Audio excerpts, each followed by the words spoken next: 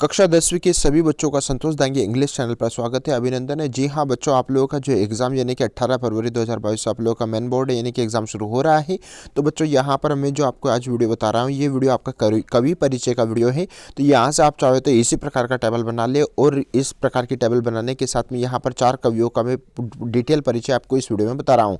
तो यहाँ देखेंगे कि पहला जो यानी कि कवि का नाम, जन्म, मृत्यु और उनकी 2 रचनाएं यहाँ पर पहले पार्ट में लिखी है। यानी कि यहाँ पर सूरदास जी है, उनका जन्म 1478 में हुआ है और मृत्यु उनकी 1583 में हुई है। रचना उनकी सुरसागर और सुरसावली है, ठीक है, सुरसरावली है, ठीक है। उसके बाद में भाव पक्ष की यदि बात करते हैं तो कृष्ण की भक्ति, बाल की लीलाओं का चित्रण और श्रृंगार के दोनों पक्षों का चित्रण, ये इनका भाव पक्ष हो जाएगा। कला पक्ष की यदि बात करें तो ब्रज भाषा और गेय शैली और उपमा, रूपक, उत्प्रेक्ष, अनुप्रास अलंकार का इन्होंने प्रयोग किया है। साहित्य में स्थान की यदि बात करते हैं तो महाकवि सूरदास हिंदी साहित्यकाश के सूर्य है और साहित्य में आपका विशिष्ट स्थान है। देख लेते हैं दूसरा यानी कि तुलसीदास जी। तुलसीदास जी का जो जन्म 1532 में हुआ है और उनकी मृत्यु 1623 में हुई है। रचना है उनकी रामचरितमानस और कवितावली, विनय पत्रिका, ये इनकी रचनाएं हैं। यदि भाव पक्ष की बात करें तो यहाँ पर दास्य भाव, भक्ति और राम के कल्याणकारी रूप की उपासना और समन्वयवादी दृष्टिकोण।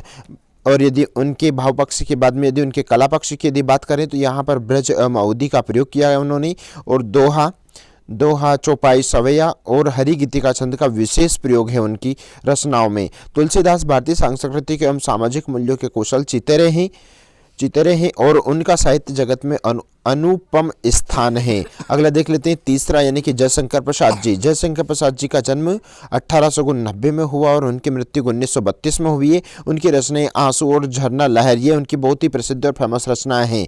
नेक्स्ट यदि देख लेते हैं कि भाव पक्ष यानी कि प्रेम एवं सौंदर्य की कवि है। नारी के प्रति श्रद्धा एवं सम्मान उन्होंने किया है। प्रकृति चित्रण, कल्पना की अधिकता और वेदना की अभिव्यक्ति, उपमा, रूपक, उत्प्रेक्ष और अनुप्रास अलंकार का प्रयोग उन्होंने अपनी कविताओं में मैक्सिमम किया है। सवैया कविता में अनुकांत छंद का भी उन्होंने प्रयोग किया है।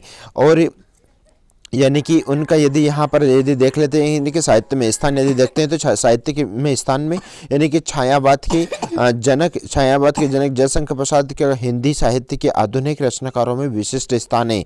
चौथा देख लेते हैं यानी कि सूर्यकांत त्रिपाठी निराला। सूर्यकांत जी त्रिपाठी निराला बहुत ही प्रसिद्ध, हिंदी के बहुत ही फेमस और प्रसिद्ध कवि माने जाते हैं। उनका जन्म 1899 में हुआ है और उनकी मृत्यु 1961 में हुई है। रचना है उनकी अनामिका, गीतिका और परिमल उनकी प्रसिद्ध रचनाएं हैं। यदि उनके भाव पक्ष की यदि बात करें तो स्वच्छंदता, तुक और छंद के बंधन से रहित कविता है और दास निर्किता का उन्होंने निर्माण किया है। उसके बाद में शुद्ध संस्कृतनिष्ठ भाषा और कठिन एवं दुरू शैली का प्रयोग भी उन्होंने किया है। हिंदी साहित्य में छायावाद के प्रमुख आधार स्तंभ है। इस प्रकार से बच्चों, आई होप आपको वीडियो पसंद आया होगा। यदि वीडियो पसंद आया तो प्लीज़ वीडियो को लाइक करें, दोस्तों मित्रों में शेयर करें, और यदि आप चैनल पर नए हैं तो प्लीज़ चैनल को सब्सक्राइब करना ना भूलें। एग्जाम से पहले हम आपको एक एक करके सारे पार्ट का रिविजन करवाते रहेंगे और हम आपके लिए मॉडल प्रश्न पत्र भी तैयार करें। एग्जाम से पहले आप उस मॉडल प्रश्न पत्र को जरूर देखें। Thank you so much.